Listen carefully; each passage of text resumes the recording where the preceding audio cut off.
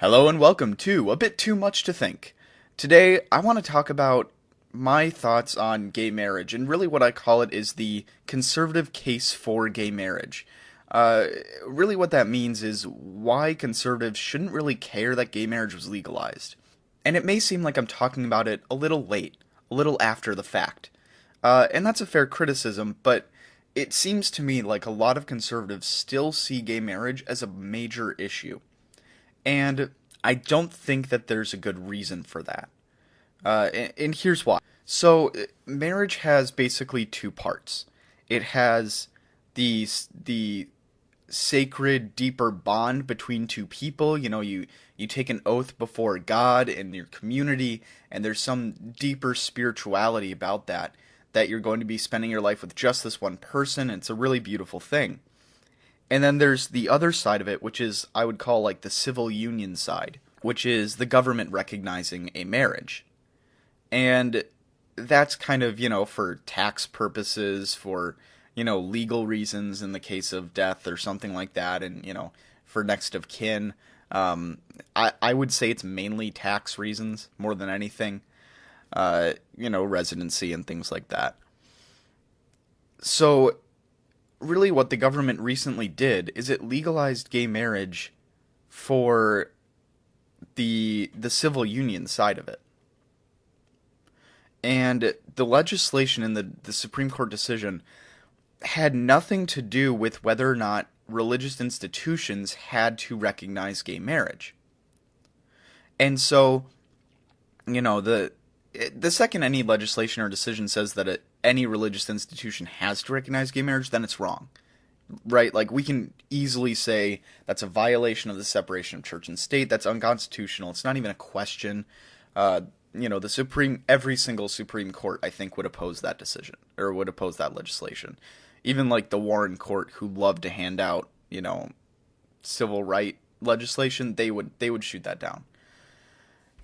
And so, when you look at why people are upset with gay marriage, I think the primary reason is they say it violates the sanctity of marriage. And the problem is, there is no sanctity in a state-recognized marriage. There's none.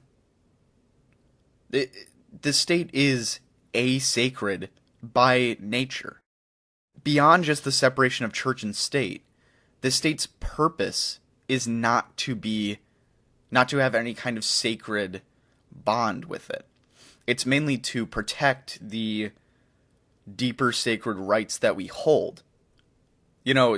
People say that, the state's purpose is to protect, in the Declaration of Independence, we said life, liberty, pursuit of happiness. In John Locke, life, liberty, and property. These are things that the state protects, but the state is not itself a church. It's not it's not an institution with some deeper meaning, something sacred there. There's nothing. The state is not sacred.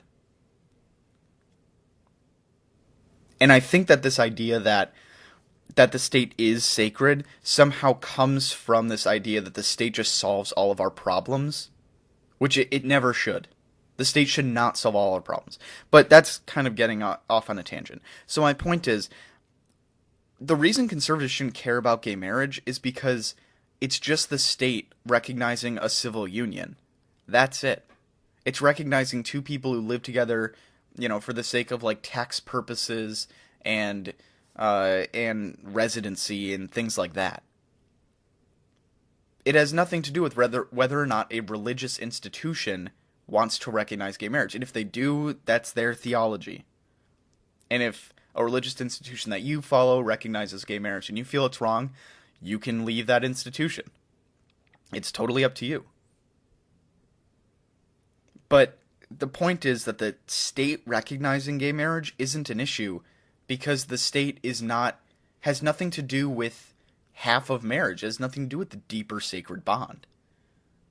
And I think that people married recognized only by the state, I personally think that they lack that kind of bond, but I think that a lot of people that get married only inside of a state context, they find that sacredness in themselves.